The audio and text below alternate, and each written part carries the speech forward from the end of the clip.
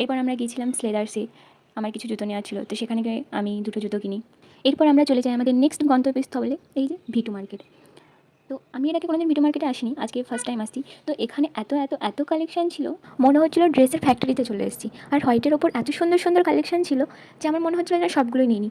তো অনেক নিজেকে কন্ট্রোল করেছিলাম যে কিছু কিনবো না, কিন্তু আমি কোথাও যাবো আর শপিং করবে না, এই প্রতিজ্ঞাটা হয় না আমার। মানে আমি এই দিক দিয়ে প্রচুর ডান পিটে, তো আমিও প্রচুর শপিং করে নিই। এরপর দেখো আমরা একটু স্টাইল বাজারে চলে গেছিলাম। তো আমার মনে হচ্ছে আমি যেন দিন দিন মার মতো হয়ে যাচ্ছি।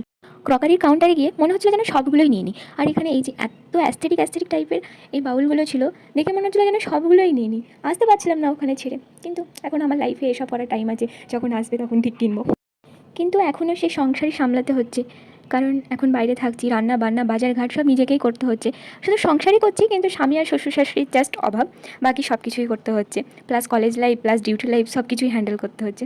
তো যাই হোক, এরপর একটু আয়না দেখে আমি ফ্লেক্স মেরে নিলাম। তারপরে এই যে এতগুলো শপিং করে নিয়েছি, প্লাস আমার সেই সংসারের জন্য কিছু প্রয়োজনীয় জিনিসপত্রও নিয়ে নিয়েছি। তারপর আমরা ওখান থেকে বেরিয়ে গেলাম, তারপর কিছু লিট্টি চোখা খেলাম, তারপর ফুচকা খেলাম। তারপর এই যে বাচ্চাকালের সেই আইসক্রিম দেখে একটু বাচ্চাকালের মেমোরিটাকে রিমাইন্ড করে সেই আইসক্রিম খেয়ে নিলাম। এখনও ঠান্ডা লাগা ভালো হয়নি, তবুও খেয়ে নিয়েছি। তারপরে এই যে মেয়েদের তো এটা হলো একটা অবসেশন, এই যে কানের দেখলেই যেন থমকিয়ে যায়। তো এখান থেকে কানের কিনে কিছু, মানে আমি কিনিনি, আমার বান্ধবীরা কিনেছিল। আসলে আমার যখন অন্য একটা কাজ ছিল, তো আমি সেখানে গিয়ে সেই কাজটা করছিলাম। তো এরপর আমরা দেখো টোটো নিয়ে নিলাম আমাদের জমের বাড়ি, মানে আমাদের এক্স্যাক্ট থাকার জায়গায় পৌঁছানোর জন্য। তো এখানকার মার্কেটটা দেখছো না, এটা পুজোর বাজার বলে না, এই মার্কেটটা সবসময় ভিড় থাকে। তো যাই হোক, টোটো ধরে আমরা তারপরে আমাদের বাসস্থানের জন্য রওনা দিই, মানে জমের বাড়ি অ্যাকচুয়াল। আর এই যে ফার্স্টে বললাম এখানকার রাস্তাঘাট খুবই ফাঁকা, এই জন্য আমরা এখানে অনেক হাসি ঠাট্টা ইয়ার্কি করতে করতে আমরা আসছিলাম।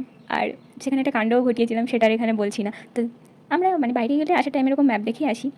আসলে এত ফাঁকার কারণে অন্ধকারে মাঝে মধ্যে রাস্তা বুঝতে পারা যায় না, টোটো দাদা যদি অন্যদিকে নিয়ে চলে যায়। মানে জাস্ট কিডিং, তবে বাস্তবেও হয়ে যেতে পারে, কারণ এখনকার যা যুগ জামানা এসেছে আর যা যা ঘুরছে আশেপাশে। তারপর এই যে 6-7 ঘন্টা এত হাঁটাহাঁটনি আর দাঁড়িয়ে থেকে শপিং করে আমরা অবশ্যই আমাদের গন্তব্যস্থলে পৌঁছলাম। এই যে আজকে এতগুলো শপিং করেছি। তো আজকের ভিডিওটা এই পর্যন্ত, সবাই ভালো থাকবে, সুস্থ থাকবে, কথা হবে নেক্সট ভিডিওয়। Tata, bye by.